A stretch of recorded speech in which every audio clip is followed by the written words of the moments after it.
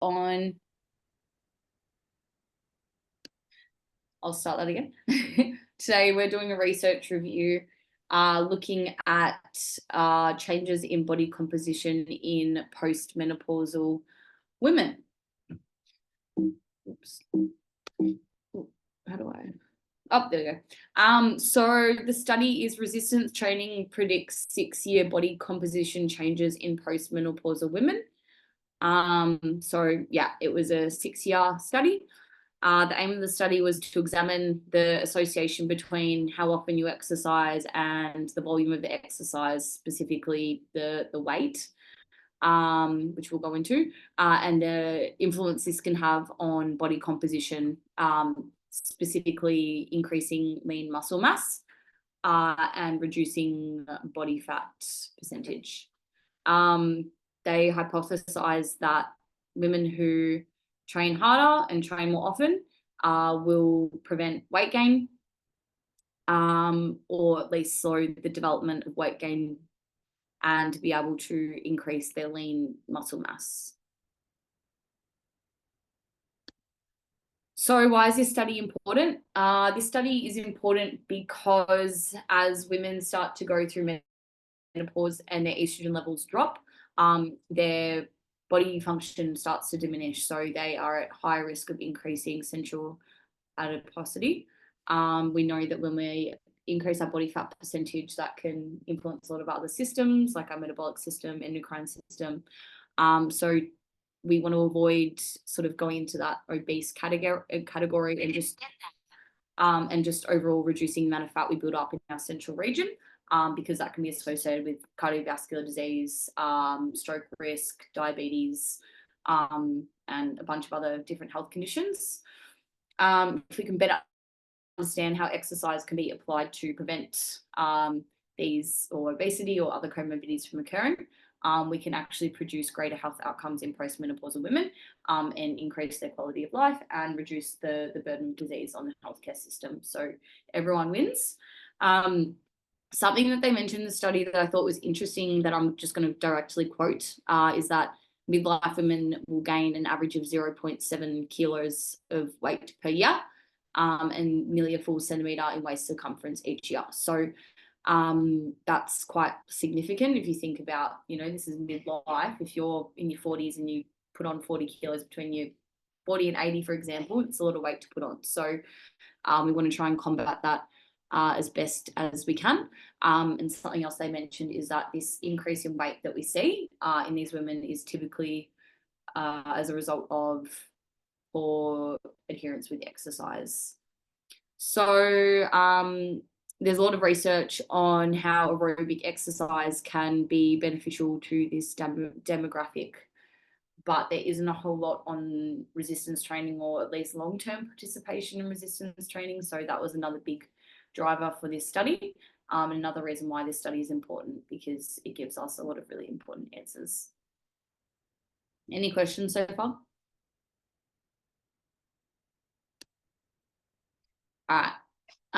The participants, so it was all postmenopausal women. From memory, it was early postmenopausal, so they'd all sort of entered menopause finished menopause in the last 5 or so years. The amount of participants was 122. The average age was 56, so it was between 40 and 60 years that they had to be either in between that time frame or age frame, sorry. All the participants were previously sedentary, so they weren't doing, I think it was more than 30 minutes of moderate exercise a week or something like that. They had a specific threshold of what categorized them as sedentary. All the women had to have a BMI between 19 and 30. 25 was the average. They were excluded if they had cancer treatment in the last 5 years. They weren't allowed to have a history of smoking. They weren't allowed to have a history of osteoporotic fracture. And something that I thought was really interesting was they allowed women who were on hormone therapy, and they didn't really change anything because there's many different types of hormone therapies that you can use. So you can have different amounts of dosages of estrogen or progesterone, or you can have a different sort of mix of the two. Obviously that's going to impact a lot of your bodily functions. So I thought it was really interesting that they didn't really have any inclusion or exclusions around that, but yeah, something worth mentioning. So the study design itself, so it was really interesting. So it was a 6-year study, but it was 2 studies in one. So the first 12 months was looking at whether resistance training increased bone mineral density. And then at the 12-week mark, they said whoever wants to stay on for the next 5 years can stay on. If you don't, you can leave now. But also, if you're in the control, you've been in the control group for the last 12 months, if you would like to continue in the exercise group, you can. So there was sort of a fair bit of autonomy. In the end, 25 actually continued on in the control group, and 97 continued on in the exercise group. So I think it was like a 50% attrition from that first 12 months. It was a block randomized clinical trial, and the 6 years of data they accumulated was from 1995 to 2004, and they did it in staggered cohorts, which I didn't really understand, given that they'd done this 12 months before and then had the next 5 years. I don't know how they did it in staggered cohorts. They didn't really explain that, but worth mentioning. All right. So the outcomes, they looked at height and weight at baseline and then at the end of the 6th year. And then DEXA, they actually did every year, and they looked at bone mass, bone density, total body fat percentage, regional fat, and lean soft tissue or lean muscle mass. So they kept it pretty simple. The actual exercise protocol itself. So the women had to come in and do 3 sessions a week. Each session went for 60 to 70 minutes. And the breakdown was they did 5 10-minute warm-up. They then had to do a weight-bearing exercise. So it could be the step up. You could walk with like a weighted vest on, hopping, bounding. That was 25 minutes. And then they spent 30 minutes working on resistance exercises, so large muscle groups. They did 5 minutes of abdominal exercises and then stretching and balance to finish. Each session they had to log each session, so that automatically logged to the frequency. But each session they were also logging how much weight they did for each set, plus the sets, reps, and then also the duration of the weight bearing activity. So to be honest, pretty standard, pretty similar to what we would do in our group sessions. We get all of our clients to log what days they're coming in, their sets, their reps, how long they went on the treadmill for. Pretty standard procedure. And only in the first year did they have to be monitored. So that first year they had to come in and be supervised, but then the following years they only had to have one of the 3 sessions supervised.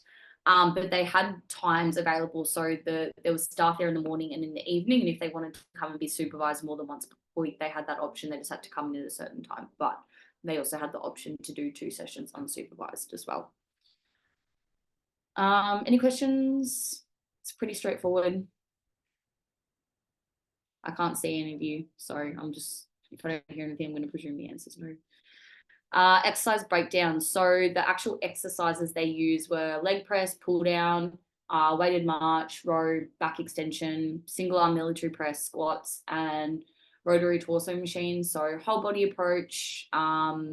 Yeah. So the intensity, they had to do 2 sets of 6 to 8 repetitions, and that stayed the same. The only thing they changed the weight by referencing it to their 1 RM. So monthly testing, they did 1 RM of all the main exercises, and then from that calculated and then so they did 3 sessions a week. 2 of them they had to be working at 70% of their 1 RM. And then one session had to be 80% of 1RM. How they calculated that was monthly 1RM testing. So that's how they progressed. Worth noting that something that they incorporated in the study that I thought was really cool was they wanted to create like a sense of community and socialization to keep people motivated and adherent to coming.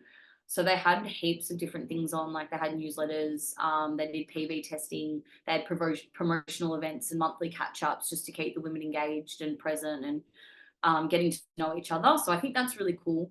I don't think a lot of studies would do something like that. But by having something like that, it was going to drive ultimately probably better outcomes from the study.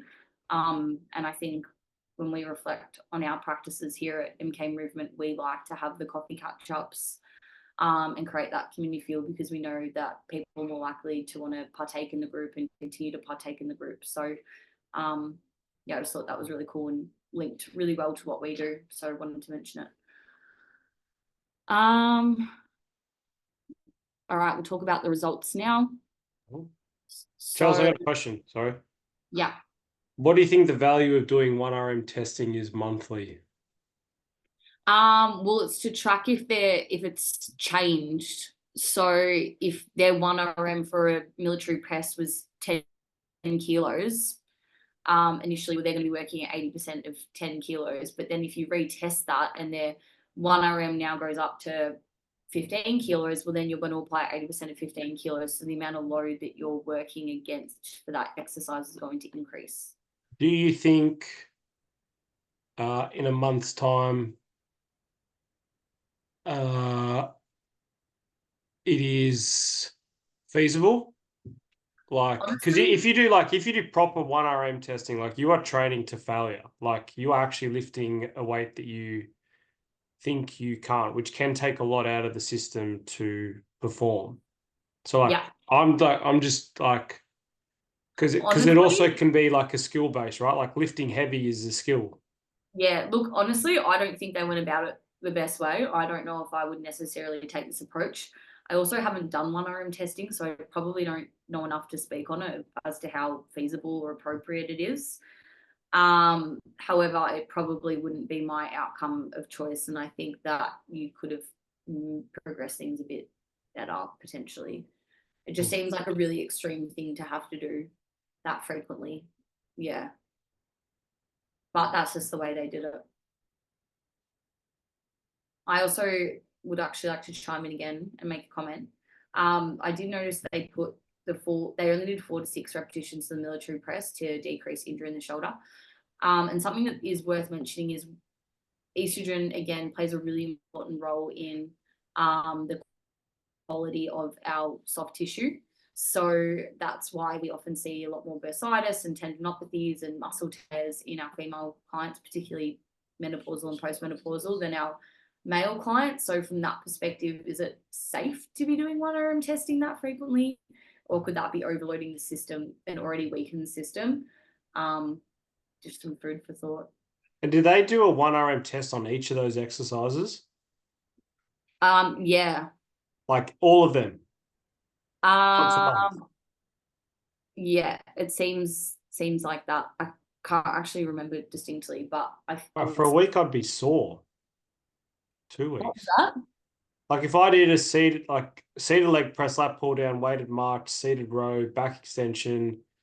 I wonder if they staggered it somehow. I don't know. They didn't go into too much. Squats and like 1, 2, 3, 4, 5, 6, 7, 8 attempts on a 1RM. Like that's It's actually, yeah, when you put it like that, it's a lot. Maybe I'll have to go back and double check that. that's Are pretty you sure they didn't do estimated 1RM based off like a 10RM lift? Potentially it was. That sounds like a lot to do every month. I don't remember reading that though. I'll have to go back and have a look. I've linked the study on the first slide. These bloody scientists who design these bloody studies. What was that? These bloody scientists who design these bloody studies. Well, it proves that people who are going through menopause can do a 1RM test once a month for a year. Means I'm going to double check that though, because it does seem a bit off, doesn't it? Well, I mean, like I don't know how often you do a 1RM, Matt, but I would test maybe once every 6 months. Predicts 6-year body composition change in postmenopause. I mean, I could test every week, every 4 weeks if I wanted, but I don't think it's, from a programming point of view, I don't think it would Makes sense. I don't think in 4 weeks you'll see massive changes in 1RM Absolutely every not. 4 weeks. So No. the risk reward, I don't know. Time could be spent better. I agree. I think they could have. I think what they were trying to do was yield a really high intensity. So focus on that low rep, high weight. I think they that's could have fine. applied that same concept differently. Like they still could have used a double progression model, really, and used RPE. Oh, you use a fancy term, Charles. Easy, Charles. Hey, Easy, mate. Yeah. Easy, mate. What did you say? You said double progression model. Oh. You're talking big lingo now, mate. No, look at ya. Big person table. Yeah. Your arms, your elbows start hitting the walls when you leave the room, Ciella. What was that? You're walking around like this, big dog, Conor McGregor. Stop. But no, this is interesting. It's only now that I'm really thinking about that probably isn't the best intervention to use. Well, I wouldn't use that. I mean, However, there are things that we can take away from this. You go on ahead. No, do you have something to say? No. I've got the link for it at the start of my thing. All right, we'll keep moving through. Yeah. So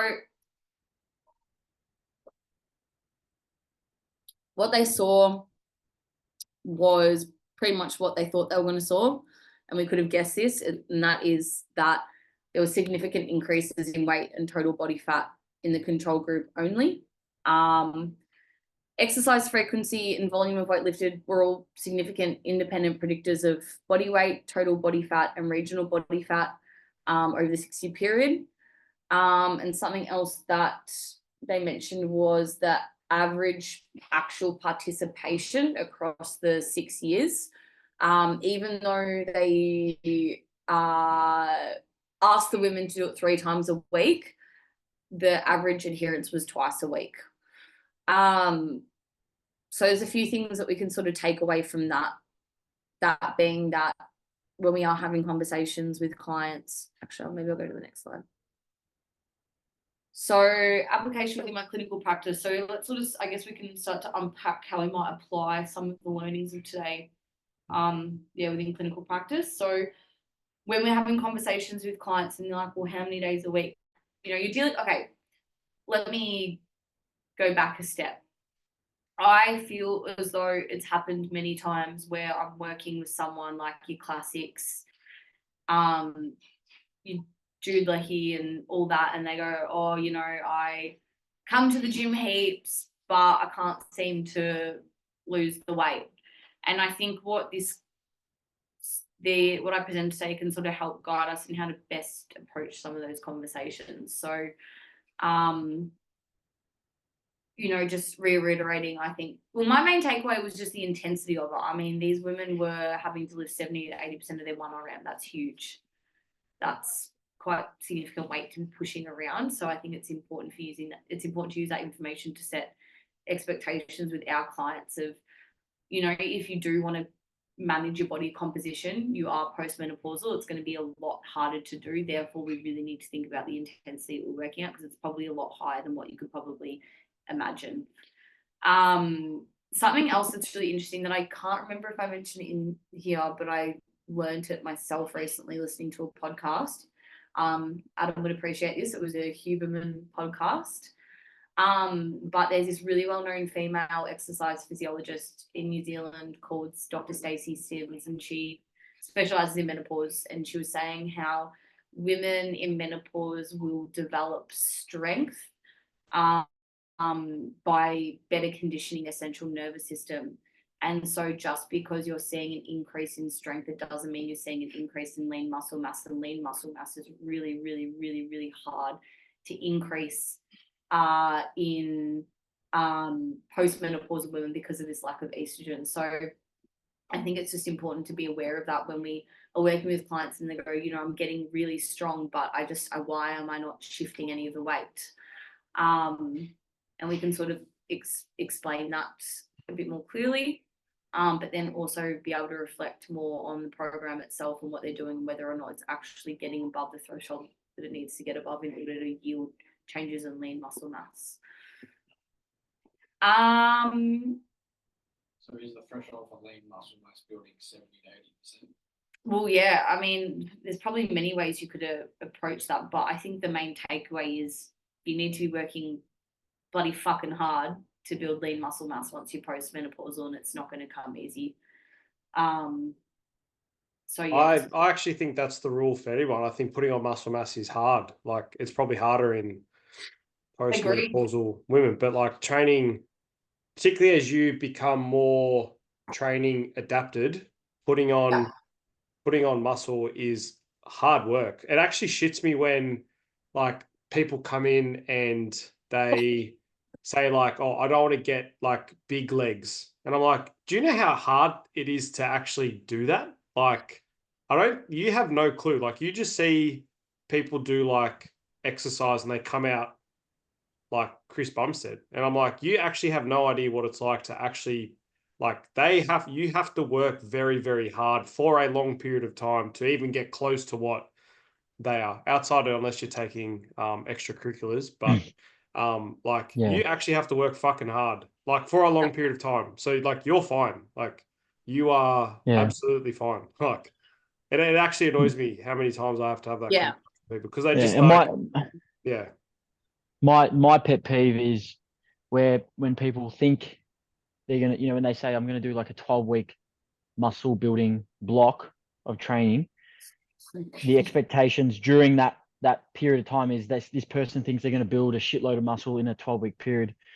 Like, it's just not how it works either. It's like Adam said, it's done over multiple training blocks and months and months and years to just develop a couple of kilos of extra lean muscle mass. It's unless you're like very, very new to the gym, right? Then it's probably a little bit more achievable to see changes in 12 weeks. But, you know, if you're fairly well trained and you want to put on even 3 or 4 kilos, it fucking takes hard work. And it takes Mexican supplements. Your chicken pellets. Poppy's baby formula. Yeah. I saw Poppy's baby formula, actually. The BBs won't do that, mate. Yeah. She's got a beer belly now, mate. Yeah. That video was so good. funny. Oh my god. Very, very cute. Very cute. Nice. Off topic. Yeah. But I think the main takeaway is just providing clearer expectations to these clients around what work needs to be done in order to yield those sorts of outcomes, but also reminding them of the importance of it. So just being clear, it's not going to happen overnight, so that they know it's not going to happen overnight. So when overnight happens and they're like, well, I haven't gotten where I want to be, it makes sense. I've got a question for you, Charles. How will this research paper change the way you treat your clients? What are you doing differently now after reading this? I'm not gonna lie, I feel like I just explained that with my. So just to summarize though, what are you going to do? Provide clear expectations to my clients. Like, if they're coming to me post-menopause and they go, I want to lose weight, I'm going to say to them that this isn't an overnight or this isn't a quick fix or something that can happen quickly. It's going to take time. It's going to take consistency, and it's going to mean that each session you have to work really, really hard. It has to feel hard. And if it's not feeling hard, well, then you're not going to get the results that you're looking for. I And completely- were your beliefs before reading this different? Yeah, I didn't realize how much weight you actually have to apply to the system in order to yield those outcomes. Like 70 to 80% of 1RM is pretty big, I would say. I didn't realize it had to be that high. And also just reps, like all my postmenopausal clients now, not all of them, but what I've started to do, like Jacinta. And then I had another one come and see me for a review on Monday. I've now changed their program, so I've no longer use 8 to 12 rep ranges. I only do 6 to 10. So low repetitions, high weight. I would argue that there's really no difference between 10 to 12. I mean 10 to 12, yeah, but I'm rather than doing 8 to 12, I'm only doing 6 to 10. I know it's a small difference, but that's just something that I'm now doing differently. Is focusing on less reps, more weight. I think it's a good Yeah, good job, Gemma. yeah, like I even like if you're really wanting to push, maybe like if you're really wanting to push high loads, like intensities, you need a rep range that is feasible, right? If you're trying to lift 85% of a 1RM repetitively, 8 to 12 reps is probably, you're not probably hitting that intensity. So your program needs to like match. Potentially not. However, if they haven't been doing that style of training before and they're 40 years old or sorry, 60 years old, would you want to start them there or would you want to build them up to it? Well, that brings me back to my first point being like, yeah, like you could talk to people and say, hey, like we know that like we need to build you up to where you're lifting roughly 80%, but you can't start there. Like Yeah. some So maybe people like, you phase know, one can be the 6 very, to very 10, phase like 2, maybe 5 to 8. yeah. You need to work up to, and I think it's like I've had this conversation twice with two clients who have come to me with osteoporosis, and I said like we know like from the literature that you need to be lifting heavy, but in order for us to make that heavy achievable, we need to start getting you to a stage where you are building stress into your system over like weeks. It's not just like, hey, we're going to hit the leg press at 4 sets of 6 at 80%, right? It's like we're going to build some volume and some training knowledge and some safety and some confidence into you before we then start. It makes the heavy stuff more feasible, right? So like you could like I like the aggressive approach, being like, well, we know that you need to be lifting heavy, but lifting heavy is a skill, right? Yeah. Like you need to get comfortable in producing force, in getting regular sessions in logging your weights, in progressively overloading the system. Like you need to get comfortable in doing that before we can really start to target that high end like shit. Yeah, I agree. Yeah. So I don't think that training philosophy just applies with menopausal. I think it just needs to be emphasized a bit more as with postmenopausal because they need to do more than what a regular person would do in order to get the same outcome.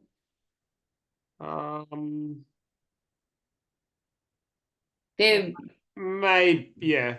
It's like their body's not producing estrogen anymore. Yes, no, yeah. From like from that physiological point of view, yes. But I mean, at the end of the day, if two people are training hard, that's what we want, right? Yeah. So like, yeah, like it's just like the stimulus that's required in order to drive that demand needs to be higher than what it was pre-menopause. Yeah, you could say that because the environment's changed. Yeah. Yeah. No, that's Cool. that was cool, Charles. I like that. I want to know if they actually did a 1RM test every month because that's fucked if they did. Do you want me to? We've got 15 minutes. Let me see if I can. I actually did that. Let's have a look. I actually. It must be like on They I reckon that they've probably done an estimated 1RM Actually, no. based on their like training that they've done in the previous month. Study design, recruitment, and external program. It just it literally just says here. Women completed 2 sets of 6 to 8 repetitions. At 70 or 80% of the 1 repetition max determined by monthly testing during year 1. So, well, that suggests. It says further details regarding the exercise program can be found elsewhere. So that just suggests that they did testing once a month, not 1RM testing. Like testing could be 5RM, 3RM. like 10 RM, like they could have done anything and they've equated it to a 1 Right. RM. Yeah, that Yeah. makes more sense. Yeah. So their Yeah. testing could have been right. Like you're going to lift like a heavy set of 6 or what you think a heavy set is, and then equated that to a 1 RM and then use that value for the next month. Yeah, I think that's correct. Yeah. Sorry, guys. No, that's okay. Ciella, I've got homework for you. You're going to do a 1 RM test, and I want you to actually know what it's like. Do a deadlift, that's the safest one. At least you get I've to done a one. Actually, you know what? Technically, I have done a 1 RM test because one time Dean was trap bar deadlifting and there was like 100 kilos on there, and I lifted it and I did one, and I was like, there is no way I could do it. That doesn't count, it's not an actual test. It wasn't a test, but It's not a 1 RM then. That's just your went. and I couldn't have done any more. You probably can. No, you were there You could still probably do more now. now, maybe, So but then it's You just need a bit of encouragement, Ciella, anyway, I'll do it. and some pre-workout. You'll be I fine. don't- Charlie, you're not talking your way out of that. You got to play above the line here, mate. You're Do you okay, know I Ciella. was in a Your next consult? your next practical, you're going to go and do a 1 RM. I'm doing it, or I'm showing where I'm taking it. Nah. You're doing one. Because if you've never actually done one before, As in, I'm physically doing it, or I'm guiding someone through it. no, you're physically going to do it. I'll guide you through it, but you're going to do it. Okay. Are we doing Right. 3 or 5 minute rest breaks for 1 RM testing? Yeah, you're going to have 3 max sets, and you're going to have 5 minutes rest in between. You're going to fucking lift the shit out of the trap bar or whatever exercise you want. Right? But I think this is a good experience, because if you think that like you were a bit shocked as to like a 1 RM test like beforehand, like if you know what it feels like, there is no fucking chance you are doing it once a month. I can guarantee you. Okay. No chance. So Alright. pick an exercise, and for your next prac, we're going to do a 1 RM. It could be a fucking barbell bicep curl. It doesn't have to be fucking anything fancy. But yeah. Oh, I'm doing a ball. oops. you wanna pick that. Cool. Anything else we want to discuss about? No. But Matt, I need to talk to Ciella and Dean about their mentoring stuff. So unless you have anything to talk about. Yes. Are Zero. we still recording? Or do you Oh need me yeah, to sorry, share hang on, my I can screen? stop this. How do I stop this? Stop.